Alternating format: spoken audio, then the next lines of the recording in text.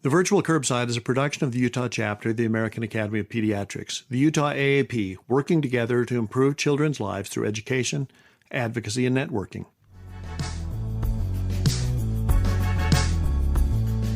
Hi, this is Paul Wirkus from the Utah AAP. Welcome to this week's edition of the Virtual Curbside, where we bring pediatric providers together with subspecialists to get smarter about all things pediatric and better acquainted as a community of caregivers.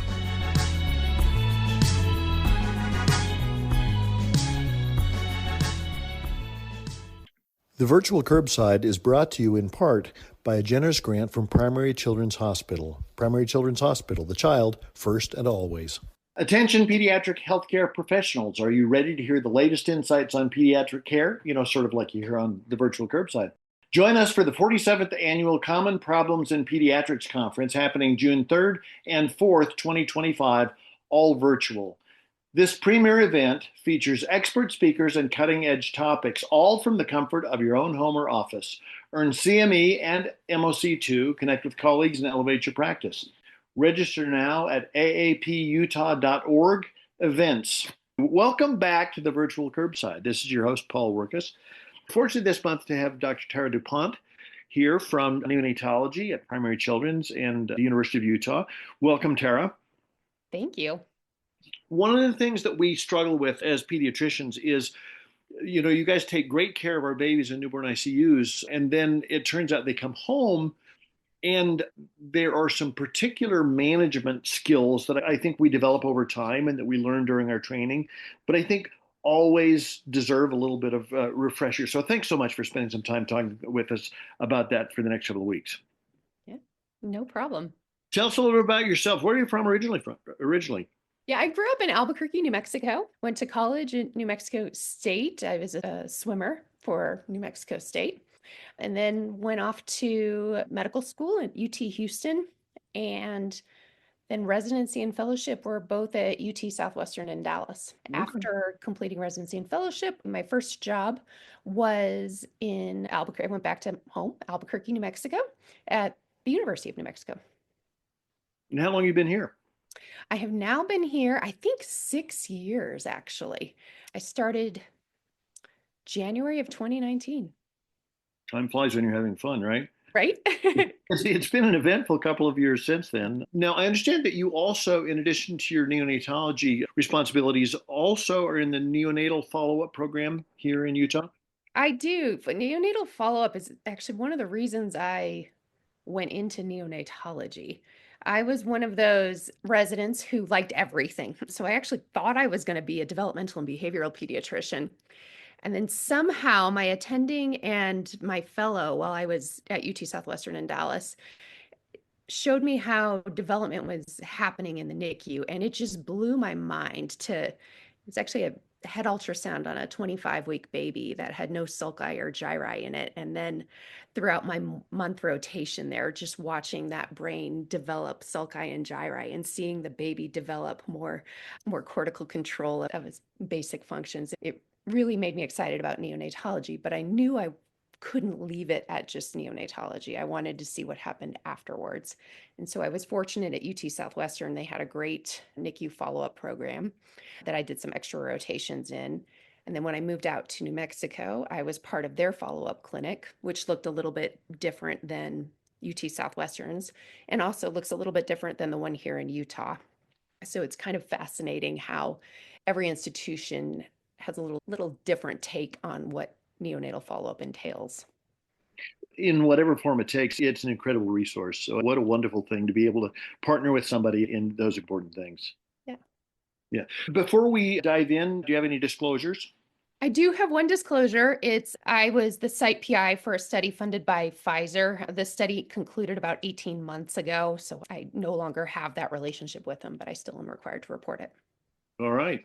One of the things that I think is a big management issue for us, just this week, I was visiting a patient in the NICU, and they said, so baby's doing pretty well, but I think we'll probably end up sending her home on a little oxygen, which is an interesting task for us then to manage outside. And I wanted to try to inform that maybe with a little bit of science in addition to just the kind of playing it by ear that we often do.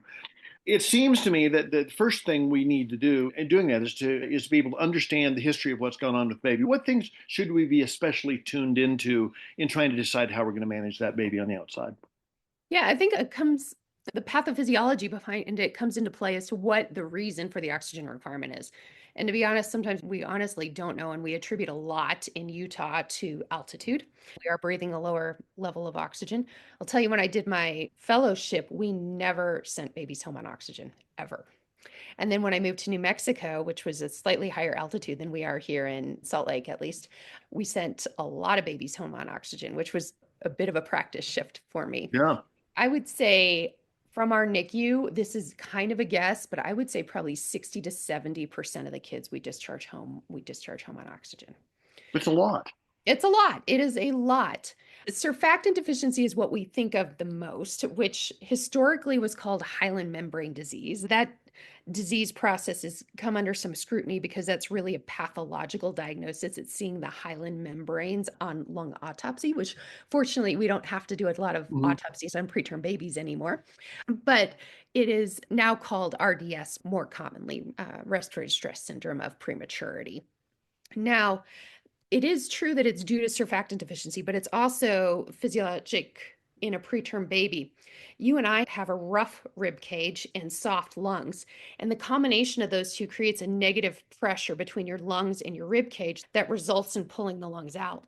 Our little preterm babies, their ribs are soft and their lungs are a little stiffer to begin with, so that negative pressure isn't really there. So they need actually pressure to overcome their physiologic differences with what a term baby would have, and definitely different from what an adult or an older child has.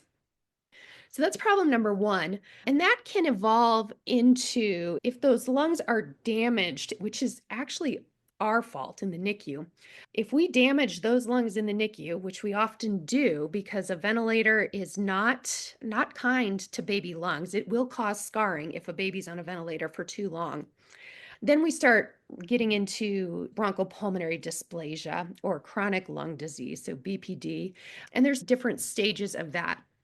Technically, any baby who requires oxygen at 28 days of life is considered to have mild BPD. I'll tell you, we don't often have that documented in our records anywhere, but if you happen to see that a baby was on oxygen at 28 days, that is technically mild BPD. Now, moderate and severe BPD, those definitions have changed a little bit over time. And I went to a lecture today where they're still changing over time. So that's one problem with a bunch of the research in BPD, is that the definition is changing. So moderate BPD is what you're going to see probably most commonly in the NICU. So those are babies with an oxygen requirement at 36 weeks corrected age. So most of our preterm babies have some degree of BPD. Now, severe BPD is going to be considered, what we consider at the University of Utah, is going to be requiring more than 2 liters high flow, or still intubated, or have a tracheostomy. So that's going to put you into severe BPD. Now, we also have more common in older babies. So your late preterm and your term babies, we can see more transient tachypnea of the newborn. Sometimes that results in, it's just transitory, like the name, and it goes away. Sometimes there's a low level of pulmonary hypertension, perhaps underlying that. And sometimes that takes a little bit longer to go away. For a while, I was doing echoes on a lot of these kids, and they all are going to have some degree of pulmonary hypertension on echo just by their age. And they all outgrow it at some point in time. So I don't routinely get echoes on the babies unless I hear a pretty impressive murmur, and then I'll do the echo. If oxygen Sure, plus sure. murmur, in my opinion, equals echo. Yeah. Yeah. Yeah. It's interesting because putting this in context, the positive pressure ventilation of small babies can cause damage, but not to forget also that it hasn't been that long that we've had the great advantage of positive pressure ventilation, putting it in context that the President of the United States in the early 1960s lost a 34 and a half week baby because it was in the era before we had this sort of thing available. So it's a two-edged sword, but as you point out, the great advantage comes with some disadvantages, but what a great world we live in that babies survive. Absolutely. Absolutely. And really, John F. Kennedy's child was really put a lot of interest into neonatology. That was right at the time that surfactant was being developed and Oh, ventilators were interesting. being developed. Yeah. And it was very unfortunate that happened. And yet, and globally, it has had a huge impact. Amazing.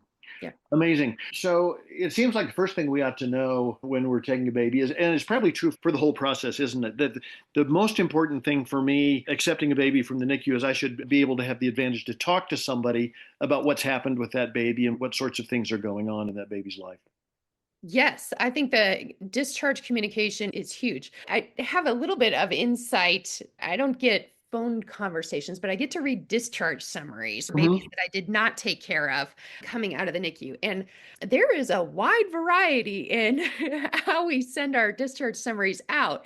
And when I'm in a busy clinic and I get a 15-page discharge summary that I have to skim through as I'm seeing the baby at the same time, it can be a struggle. So I think there's a delicate balance on knowing just the right amount of communication. What do you need to know to make sure that this baby is going to receive all the opportunities and all the Yeah, healthcare yeah. maintenance that they need? And I know we try to call, every institution I've been at has tried to call the Mhm. pediatrician prior to discharge. It's intriguing, I think, on both ends, both depending on which nurse practitioner or neonatologist you talk to, and then which pediatric group you talk to. Some are really interested in hearing the whole story. Some you talk to the medical assistant, and I question whether or not what's important is going to get across to the pediatrician. So I couldn't agree with you more. Yeah, we should remove as many barriers as possible to actually talking to each other. Right, right. I got the sweetest checkout from somebody just yesterday who said, I wanted to talk to you about this baby because we really like this baby and we're glad that you're going to take care of her and here are our concerns. And, it felt so personal. And as it turns out, this is a baby I'd been able to visit some in the newborn ICU. So, and I know the family well, but I appreciated that fact that it was not just a scientific handoff, but it was also a very personal handoff. Yeah, we have two kids at Primary Children's NICU, or actually, we've had more than that have been there for months and months. Actually, more than two kids there right now. And you really get attached to them, Yeah. attached to those families, and Yeah. it's a good relationship. Absolutely. Okay, so assuming that this baby that I've just accepted has some degree of BPD and is on some supplemental oxygen, how do I wean that baby off oxygen? What are the main principles? This is a great question. And I went through the literature to make sure that I was not off base in how to answer it. And I was struck by an article that was Hayes 2019, published in the American Thoracic Society of Clinical Practice guideline. So, a very reputable source. And it said there's a striking lack of empirical evidence regarding the implementation, monitoring, and discontinuation of oxygen for post discharge NICU babies. And that was just 2019. Tara, that makes me feel validated, but it also doesn't make me feel smarter. I know. We in Utah here, we send babies home on monitors. I think, aiming for an oxygen saturation of greater than 92 would be ideal. Well, okay, 95 would be ideal. 92, I think, would be acceptable. Those monitors, I think, can be hit or miss on how families use them. Sure. They're big, they're bulky, and families do get alarm fatigue. Yes. So a lot of them discontinue using the monitor just because it doesn't work with their lifestyle. Let's be honest. That, again, has been a huge blessing in taking care of babies and knowing where their oxygen is, but it's a difficult technology sometimes. It is. I have heard of some pediatrician offices doing just prolonged pulse ox checks. In New Mexico, we actually did not send babies home on monitors when we sent them home on oxygen. And the pediatrician just did, a 30, 40-minute pulse ox check, and that determined it, which, being a neonatologist where we do a room air trial and then they fail at like 8 hours. Yeah. Um, Yeah. Or the conditions over the course of the day. If a child's eating, what happens? If a child falls asleep, what happens? Exactly. I think all of those factors come into play. And so it's probably a global picture. Is the baby gaining weight? Are they able to maintain their saturations through the night? If they're not gaining weight, it makes me wonder, are they desaturating perhaps with eating? And we may get to this later, but babies are smart. They will usually choose breathing over eating. My very funny joke with that is that I am not smart. I can be choking on chocolate cake, still putting more chocolate cake into my mouth.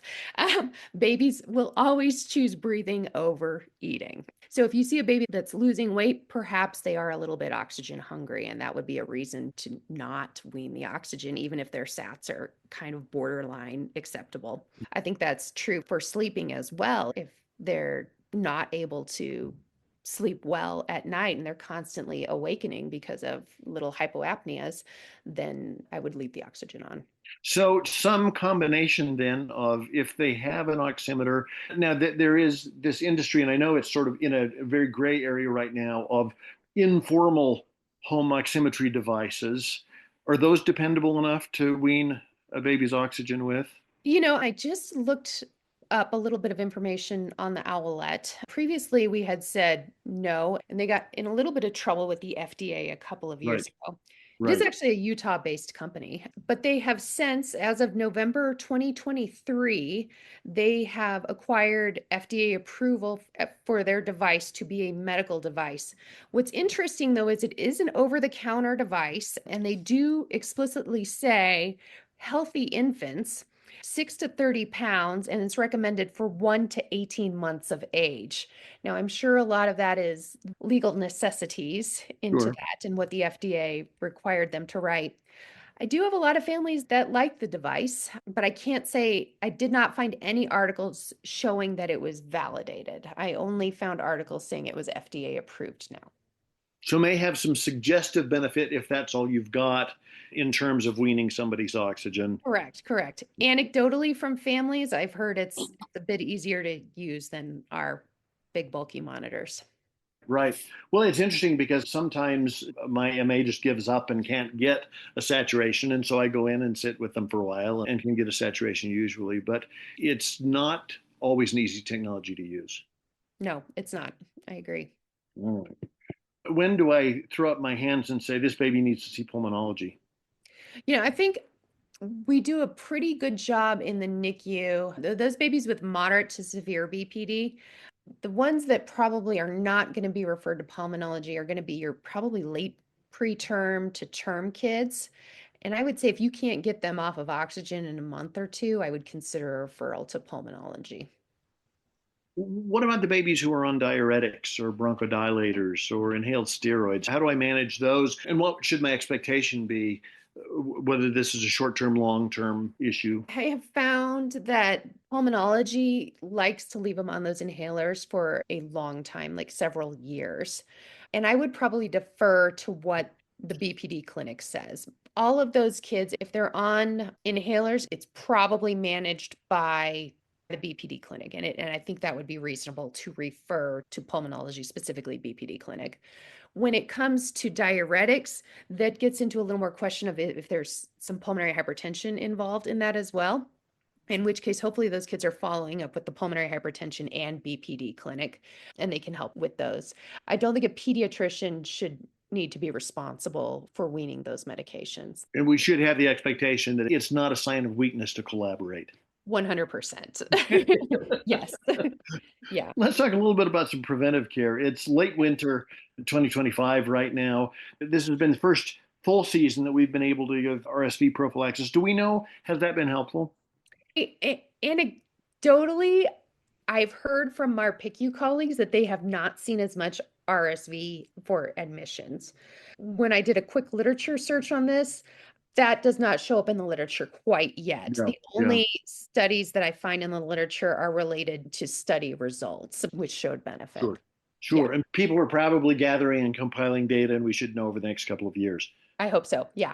That said, it should be a priority, I would guess, to try to make sure that where possible, these kids are getting both influenza and RSV prophylaxis. Yes. Yeah. And I know for sure that we are doing that in our NICU. When the babies are 6 months old and they're in the NICU, we do give them influenza vaccines because they're usually chronic lung disease and at high pulmonary risk at that point in time. What do we know about the relationship between BPD and reactive airways disease? What should our expectations be?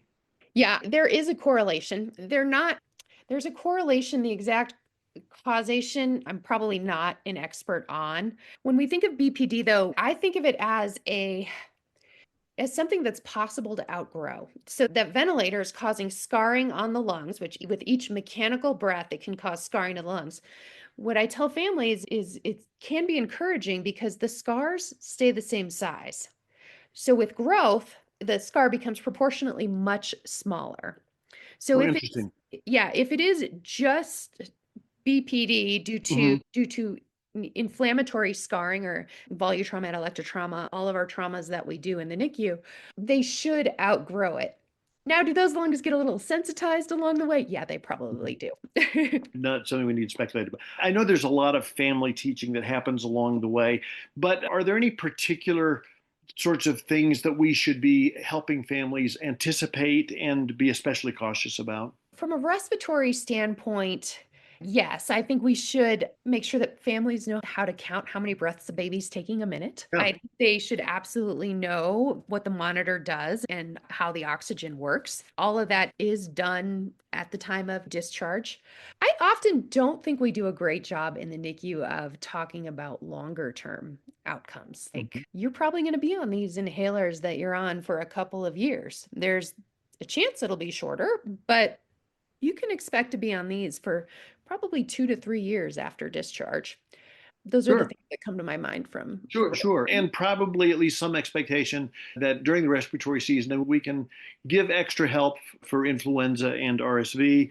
But it turns out those are not the only two viruses that we see, and that we should encourage people to be tuned in to how's the child doing when they get sick. Exactly. And they may need to escalate their oxygen. They may need to escalate their rescue inhalers that they have. Yeah. And as you pointed out earlier, and I think it's such important advice, that we're paying attention to what's happening with eating, we're paying attention to what's happening with sleeping, and that we remember that injured lungs may have an effect on that, and that sometimes even a baby who may have gotten better, that may still be their particular Achilles lung. Exactly. Yeah. Well, terrific. This has been very helpful. Anything else you want to share about respiratory issues? I think we covered most of it. At least enough to give us a foundation. I'm sure there'll be questions. And so those of you who are out there listening, please send your questions to questions@vcurb.com, and we'll deal with those in a couple of weeks. Dr. DuPont, thank you so much for your time and your expertise this week. And I hope you're willing to come back and talk to us more next week. Great. Thank you.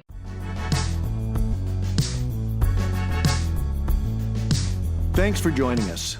We look forward to getting together again next time. The virtual curbside is available on iTunes or wherever you find your other favorite podcasts.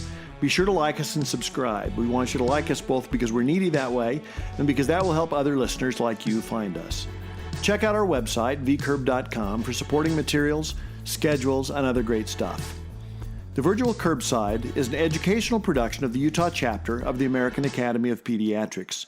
The opinions expressed in this podcast, while carefully considered, are ultimately the opinions of the presenters and not necessarily of the American Academy of Pediatrics or our employers.